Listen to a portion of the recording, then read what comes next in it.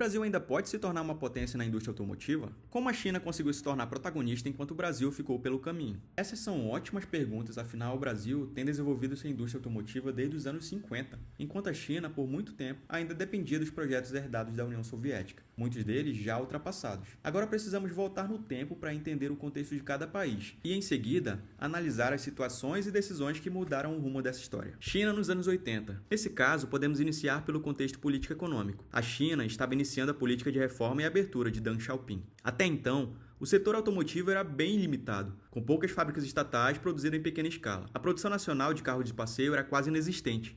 O foco era em caminhões, ônibus e veículos militares. Os automóveis eram bens de luxo, usados por oficiais do partido e órgãos estatais. Ainda nos anos 80, a China começou a receber investimentos estrangeiros, um ponto importante que vamos detalhar ainda nesse vídeo. Mas alguns marcos desse período foram: em 1984, a Shanghai Automotive Industry Corporation firmou parceria com a Volkswagen, dando origem à Shanghai Volkswagen, responsável por iniciar a produção local do Santana. Em 1985, em Pequim, um acordo com a American Motors permitiu a produção do Jeep. Mas o mercado interno da China era extremamente pequeno, controlado pelo Estado, com filas de espera e carros considerados símbolo de status político. Já o Brasil, nos anos 80, possuía uma indústria automobilística consolidada, com presença de grandes montadoras internacionais, Volkswagen, Ford, GM, Fiat, além de algumas tentativas de empresas nacionais. Para se ter ideia, o Brasil era o segundo maior mercado de carros da América, atrás apenas dos Estados Unidos. Produzia centenas de milhares de veículos por ano, para o mercado interno e exportação. Tivemos muitos modelos admirados por aqui: Fusca, Brasília, Chevette, Monza, Corcel, Uno, Gol. Esses carros eram comuns e acessíveis para a classe média. Outro ponto é que já havia um parque fabril relativamente moderno para a época, mas ainda assim totalmente dependente das decisões das matrizes estrangeiras. Um exemplo desses foi quando, em 1976, a Fiat inaugurou sua fábrica em Betim, Minas Gerais, revolucionando o setor. O mercado interno já era de grande escala, marcado pela forte presença de carros populares e pelo acesso ao financiamento. Em resumo, nos anos 80, o Brasil estava décadas à frente da China no setor automotivo, com produção em massa, um mercado consumidor ativo e forte presença de multinacionais. A China, por sua vez, dava apenas seus primeiros passos, firmando parcerias estratégicas que, a longo prazo, se transformariam na base da atual potência automotiva mundial. Porém, essa vantagem inicial brasileira não evoluiu para protagonismo global. Enquanto o Brasil consolidava sua indústria em torno de filiais estrangeiras, as tentativas de criar montadoras nacionais não resistiram ao tempo. Marcas como Gurgel, Puma, Troller e Engesa marcaram época, mas nenhuma sobreviveu como grande potência automotiva. Já a China seguiu um caminho diferente, de modesto iniciante a coadjuvante, e depois a protagonista global, criando marcas como BYD, Geely e Chery, que hoje desafiam gigantes mundiais. Se nos anos 80 o Brasil parecia estar à frente da China no setor automotivo, por que nossas montadoras nacionais não conseguiram se consolidar, enquanto as chinesas ganharam força? E para ilustrar essa trajetória, nada melhor do que contar um pouco da história da mais conhecida montadora nacional, a Gurgel, e entender os motivos que a impediram de se manter no mercado. Gurgel, fundada por João Augusto Conrado do Amaral Gurgel, sediada em Rio Claro, São Paulo, foi a primeira empresa genuinamente brasileira a produzir carros com tecnologia própria, sem depender de multinacionais. Os seus admiradores devem lembrar até hoje de modelos famosos como o Gurgel BR-800, o Gurgel X12 e o primeiro carro elétrico da América Latina, acredite se quiser, o Itaipu E150.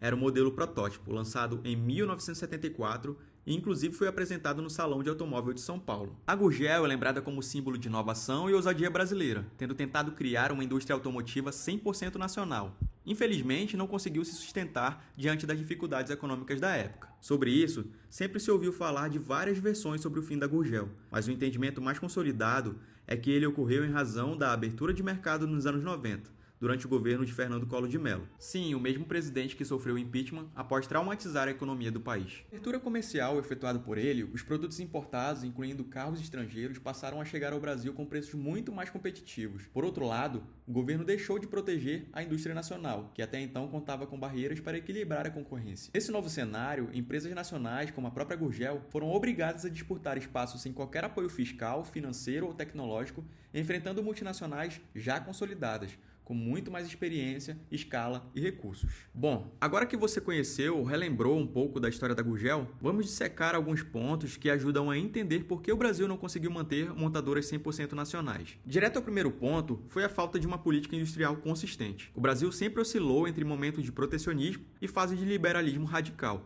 sem manter um equilíbrio ou uma missão clara de desenvolvimento. Um exemplo foi a abertura comercial nos anos 90, que eu já mencionei. Ela ocorreu de forma abrupta e acabou quebrando várias empresas nacionais, entre elas a própria Gurgel. O que faltou e ainda falta é um plano de longo prazo para estruturar e sustentar uma indústria automotiva genuinamente brasileira. O segundo ponto é a dependência de multinacionais. Desde os primeiros passos da indústria automotiva no Brasil, o país apostou em atrair montadoras estrangeiras. O resultado disso é que produzimos, mas não projetamos. Somos montadores, mas não desenvolvedores de fato de projetos sem permissão estrangeira. O terceiro ponto é a falta de apoio consistente à inovação nacional no setor automotivo. O Brasil ainda investe pouco em pesquisa e desenvolvimento próprio nessa área. Quando surgem iniciativas nesse sentido, muitas vezes encontram resistência. Montadores estrangeiras já instalados no país defendem seus interesses e o governo, temendo perder esse investimento, acaba cedendo. Soma-se a isso a ausência de políticas claras para incentivar a criação de marcas brasileiras com engenharia e tecnologias próprias. Como quarto ponto, temos as barreiras estruturais. A infraestrutura precária, a alta carga tributária e a burocracia tornam extremamente difícil iniciar e sustentar um projeto automotivo no país. Além disso, fatores como os juros elevados, a instabilidade econômica e a falta de previsibilidade desestimulam os investimentos locais. O quinto e último ponto é o abandono dos projetos nacionais. Casos como o da Gurgel mostram que, mesmo com iniciativas promissoras, o Brasil tem um histórico de não garantir o suporte necessário para torná-las viáveis diante da concorrência externa. Na prática, opta-se sempre pelo ganho imediato, em vez de uma visão de longo prazo, estratégica para a soberania nacional. Mas e do outro lado do mundo, o que a China fez de diferente? O primeiro ponto a destacar é a política industrial forte e contínua. A China nunca deixou a indústria apenas por conta do mercado. O Estado sempre teve papel ativo, com subsídios, proteção direcionados ao mercado interno, exigência de transferência de tecnologia e metas claras de autonomia. Além disso, eles criaram zonas econômicas especiais com incentivos fiscais e infraestrutura. O segundo ponto a se destacar é a obrigatoriedade de joint ventures com empresas chinesas. Empresas como GM e Volkswagen, por exemplo, só puderam operar dentro da República Popular da China após fazerem parcerias com marcas locais. Isso forçou a transferência de tecnologia e conhecimento, capacitando a indústria nacional. Ou seja, se você é estrangeiro e quer vender no meu país, divida o seu conhecimento ou nada feito. Terceiro ponto.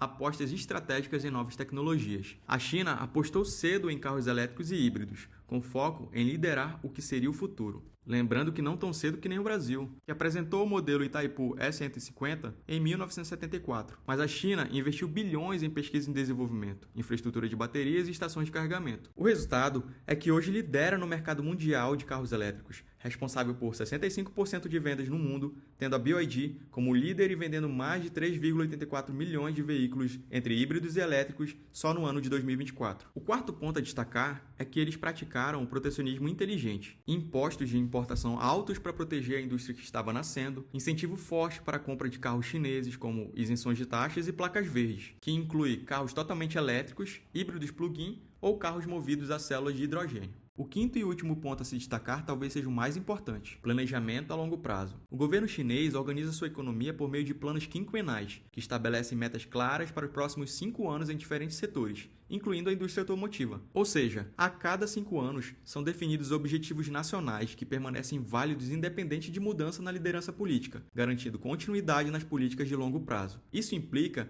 em forçar movimentações entre as empresas nacionais. Um exemplo disso, a Geely comprou a Volvo, de origem europeia. A BYD domina em baterias. Há pessoas que encaram isso como coincidência, mas na verdade há planejamento. Portanto, olhando para esse panorama e ao mesmo tempo pensando em um caminho, podemos dizer que a China tratou a indústria automotiva como estratégia para a soberania e poder global.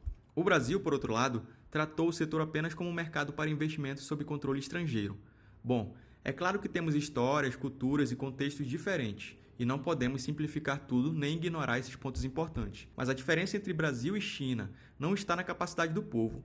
Ambos são criativos, trabalhadores, inteligentes e talentosos. A verdadeira diferença está na visão de país e no compromisso com o futuro. E diante desse contraste surge uma pergunta esperançosa. Ainda há tempo para o Brasil mudar a sua história nesse setor? E ainda, devemos nos conformar e desistir de pensar em uma montadora nacional com soberania brasileira?